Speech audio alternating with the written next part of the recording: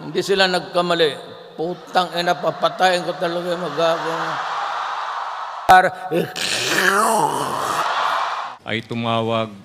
Ay tumunog ang cellphone ko at ito ay sinagot ko. Ang tumawag sa akin ay ayon sa boses ay dating President Rodrigo Roa Duterte at sinabing congrats Superintendent Padilla. Job well done, pero grabe yung ginawang dinuguan.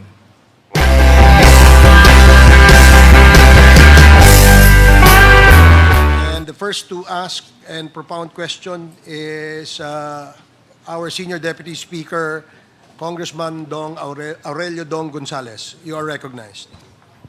Salamat, Mr. Chairman, the co-chairman ng Quadcom, sa ating mga kasamang kongresista. Magandang umaga po sa ating lahat.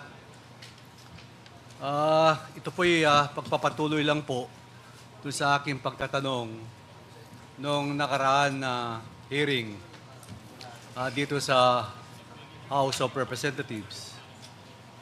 Ito pong tanong ko para kay Tata.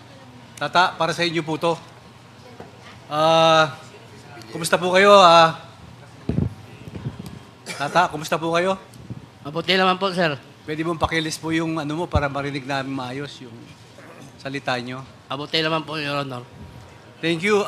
Tata, pwede bang pakibasa mo ulit yung number 28, 29 at number 30 ng affidavit mo dated noong August 21 yata? Comsec, can you please give a copy to Tata? Pakibasa mo at para marinig ng ating mga nanonood sa ating bansa at sa ating mga kongresista. 28, 29 po. Opo, 28, 29, and 30. Habang naglalakad kami, papuntang investigation section, tumunog ang cellphone ni Superintendent Padilla. Nakita ko na pinindot ni Superintendent Padilla ang kanyang cellphone. Nadinig ko na sinabi nung tumawag kay Superintendent Padilla, congrats, Superintendent Padilla. Job well done. Pero grabe yung ginawang dinuguan.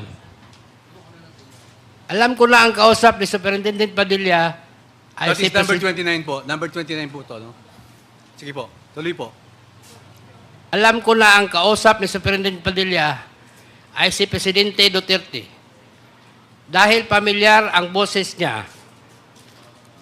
Number 30. Pagkatapos ng tawag, sabi ni Superintendent Padilla sa mga kasamahan niya doon, tumawag si Presidente, nag-congrats sa akin. Dahil sa sinabing ito ni Superintendent Padilla, kaya lalo akong napaniwala na ang tumawag sa kanya ay si Presidente Duterte. Salamat, Tata. Ngayon, nandito na po ang ating Colonel Padilla. Colonel Padilla, sa iyong sinumpaang salaysay, maaari niyo po bang basahin ang number 4 at number 6 ng supplemental affidavit mo? Comsec, could you please give him a copy so that he can read? Yes, Your Honor, Mr. Chair. Dito po sa aking affidavit, babasahin ko po. Pinapatutuhanan ko ang sinabi ni Tata na nung papunta kami sa investigation section, ay tumunog ang cellphone ko at ito ay sinagot ko. Ang tumawag sa akin ay ayon sa boses ay dating President Rodrigo Roa Duterte at sinabing congrats Superintendent Padilla. Job well done, pero grabe yung ginawang dinuguan.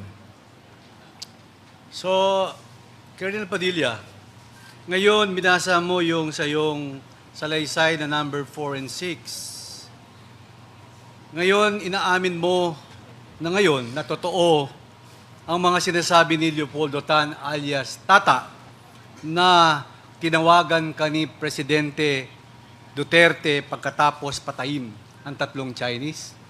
Colonel Padilla? Yes, Your Honor, as the voice I've heard over the phone. Inaamin mo ang lahat na ito ang sinabi ni Jimmy Fortaleza last hearing na nagkausap kayo ni Colonel Garma. Yes, Your Honor, Mr. Chair.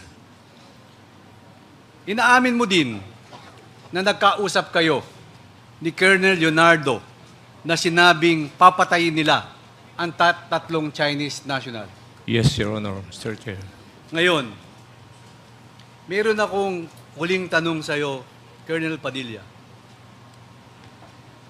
Pag nag-uusap po kayo ng dating Presidente Rodrigo Roa Duterte, through personal na telepono ba ang dating Presidente ang pinagtatawag nyo o may iba pang telepono na ginagamit nyo? Ano ang ginagamit nyong telepono? During that time, I have my cell phone, Your Honor, Mr. Chair. Personal. So, sino ang hindi ba nakarehistro yung telepono sa iyong pagtawag nung nakareceive ka ng calls? Hindi po. Well, anyway, Mr. Chairman, yun lang po ang gusto kong malinawan at least. Last hearing kasi, tinatanong ko po ito, nag-interject po si Congressman Fernandez for the executive session. So ngayon po, malinaw na po sa ating taong bayan at sa ating mga kasama dito lahat at nanonood sa buong Pilipinas at sa buong mundo. At ito po ay narinig nating lahat. I rest my case, Mr. Chairman. Thank you. Thank you, Congressman Gonzales. Before we acknowledge the next interpellator, let me just recognize the members who are present in this committee hearing. Congressman Roberto Y. Puno, Congresswoman Arlene Brosas, Congressman Jefferson Konghun, Congresswoman Midi Kua, Congressman Joboy Aquino, and Congressman Bambi Amano. Welcome to the committee hearing. Now, the next interpellator is Congressman Paulo Ortega V. I'm sorry, Congressman Ernix Junicio. Marami pong salamat, Ginoong Tagapangulo. Actually, nung binabasa ko yung mga affidavit ni Colonel Padilla, nakakagulat at nakakagimbal. Pero sir, I salute and applaud ang sinumpaan yung salaysay na medyo mabibigat po yung mga nabasa ko rito ngayon. Colonel Padilla, if I may ask, ito po bang sinumpaang salaysay ninyo is sinabi nyo at with your own free will na talaga pong nangyari at experience nyong personal? Yes, Your Honor, Mr. Chair. Colonel Padilla, nakakagulat kasi nung sa unang affidavit na nilabas ninyo na isang inmate na si Jimmy Fortaleza pa ang nagpasa ng isang cellphone para makausap nyo si Colonel Garma. Totoo po ba yun? Yes, Your Honor, Mr. Chair. Alam mo, nakakagulat din na ang isang inmate nasa piitan may sariling cellphone. Marahil nangyayari yung mga ganun sa ibang pagkakataon, pero para ang isang used to be a CIDG officer, hindi ko kilala personal pa, si Colonel Garma na nakalagay sa inyong affidavit o sinumpaang salaysay, ay tumatawag sa isang inmate para makausap, ang then kayo po ay Superintendent Gerardo Padilla. Totoo po ba yun? Yes, Your Honor, Mr. Chair. Very disconcerting, Your Honor. But bagamat ganon, ito ang mga sinumpaan salaysay na nangyaring tunay at dun sa supplemental affidavit na aking nabasa na nabanggit din ni SDS na pati ang ating Pangulo na tumawag sa inyo na nakakagimbal na may nakalagay pa na ginawang dinuguan. Totoo po ba yon? According to the voice, Your Honor, Mr. Chair, as I heard. Having said that, Your Honor, ulitin ko lang po that I really applaud and salute you, sir. na ang mga binitiwan yung salita ay galing sa inyong sariling eksperyensya na walang pumilit sa inyo. At nakikita ko rin sa inyong affidavit na marami kayong, it is given na kakatakutan ninyo ang sitwasyon o safety ng inyong sarili at pamilya. Kaya sa aking maliit na kaparaanan, Ginoong Tagapangulo, nais ko pong imungkahi na marekomenda natin na mabigyan ng immunity ang sinumpaang salaysay ni Colonel Gerardo Padilla upang mabigyan naman siya ng karapat-dapat na proteksyon at maengganyo rin natin ang ibang witnesses at mga resource persons natin ngayon na magsabi ng katotohanan. At lumabas talaga ang totoo na wag po kayong matakot at naririto po ang Congress, ang mga kongresista para bigyan po kayo ng suporta at lumabas ang katotohanan po. Thank you, Congressman Junicio, doon sa iyong mungkahi na bigyan ng immunity ang ating witness. Iyan po sa kasalukuyan ay pinag-aaralan ng ating committee kasama po ang Department of Justice. At the appropriate time, iyan po ay ilalabas po natin at